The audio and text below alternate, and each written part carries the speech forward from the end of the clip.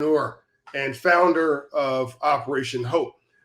In moments like this, it's important that you not only sound the alarm of, well, sound the the bugle horns of opportunity, but you also sound the alarm when there's problems in your own life, so that other people can feel encouraged that they're not alone, but also to know they're not stupid and everybody makes mistakes, no matter how smart you think you might be. So some people call me the father of financial literacy, or one of the innovators of financial literacy. We were responsible for financial literacy becoming the policy of the U.S. federal government under President George W. Bush, and it continued on to the Obama administration with President Obama's initiatives, and now we're trying to get it beyond the federal government into the hands and the lives of every American citizen. That's going to take time and space, but financial literacy is becoming an increasingly important thing, and Operation Hope is in its 30th year. So you think I would know a few things about financial literacy? My personal credit score went from 300 when I was homeless to 800 plus now. No, you're still learning. I screwed up. Well, I don't know if I screwed up. Well, I probably did. Um, I got a call this morning. Well, got a call Friday. There was a fraud alert on one of my cards, and one of my banks said, "Hey, this $100 charge, is it yours? It's a donation from a nonprofit." Now, I donate to nonprofits, but this one was in the Middle East, and it was a weird sort of a thing. So I said, "No, that's not me. I was in the Middle East a few weeks ago, but I didn't make a charitable contribution that I'm aware of, and certainly not on that card. I didn't do it on that card if I did." So the answer is no. So they put a fraud alert on it, and they blocked the card temporarily. And we should have followed up more so and just made sure the car was totally locked down. But we assumed, when you make an assumption, what that means, you make an ASS out of you and me when you assume. That's literally how it's spelled. And just, moved on to something else. And this morning, I get a call from the bank saying, "You're overdrawn $26,000 in one of your accounts." What are you talking about? I don't even use that account. Now, tell you what, if it's somebody who makes $40,000, $50,000 a year, and that was your savings account, and that was your life savings, your life, your heart can come out of your body if you think now every dime you just saved is gone. Somebody scammed you.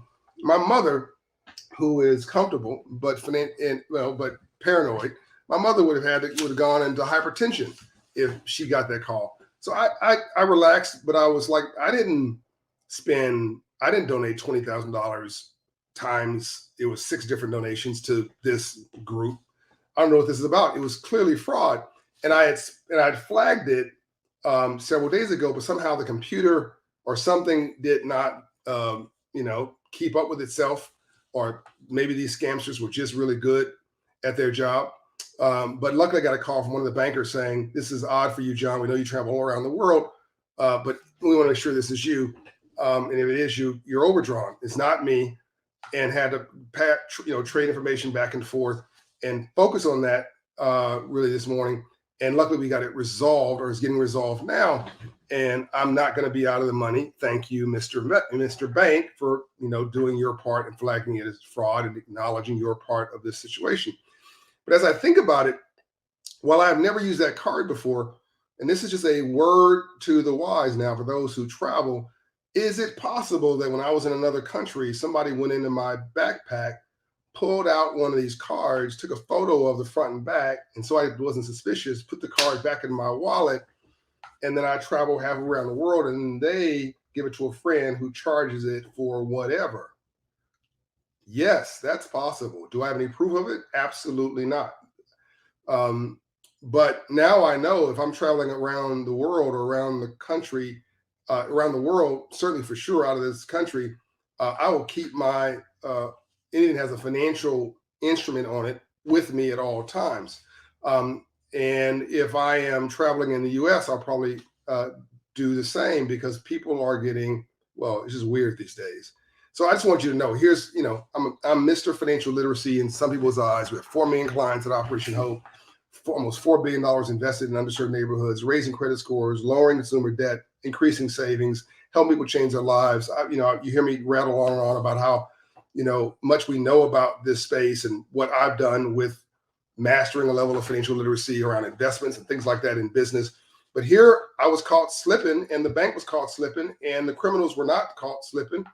They slipped us a Mickey and got $26,000. The bad guys have won temporarily, and I just hope I'm not accidentally funding terrorism or something, because who knows where this money's going. Because the kind of nonprofit that was listed is not something that I would have supported. I don't want to get into details, but you can figure out the rest for yourself.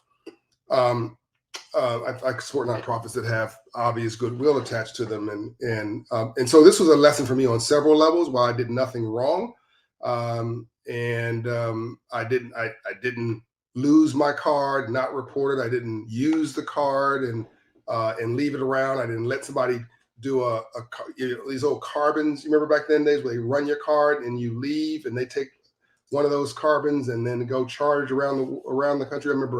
I remember a comedian once told me about Africa. He loves Africa because his old canceled credit cards still work.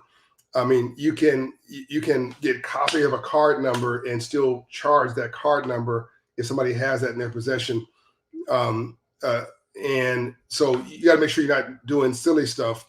Make sure you get your card back from somebody when they use it. Make sure that no one's making a copy of your information.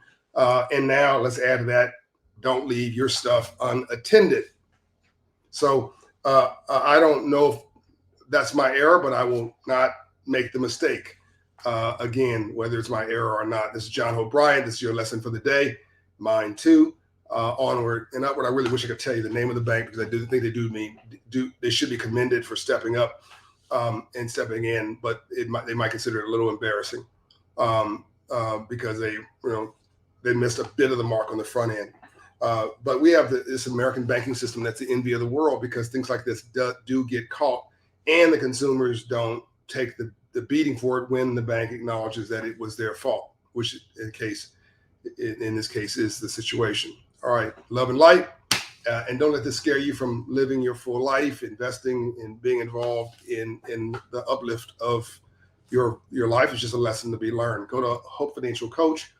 And if you've experienced identity fraud or fraud like this, or you just want to tighten up your financials, go to one of my 190 offices plus around the country at operationhope.org or Hope in Hand app and sign up today. It's all free. John Hope Bryant. This is the Civil Rights Movement.